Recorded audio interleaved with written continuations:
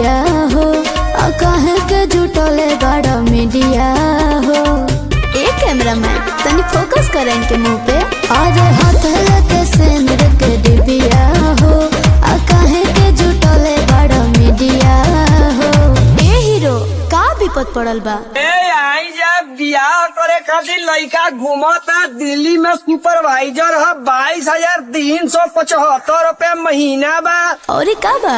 बट पटन मकान गावे घर या दलान तू गोटा बरबा बानी सावर बाकी हमारा में पावर बा बानी सावर बाकी हमारा में पावर बा।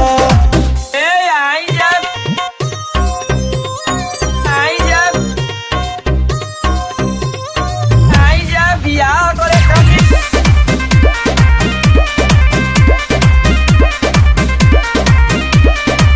हो अपन धनिया के रनिया जैसन सजाही दे ताजमहल राजमहल सब बनवाही दे।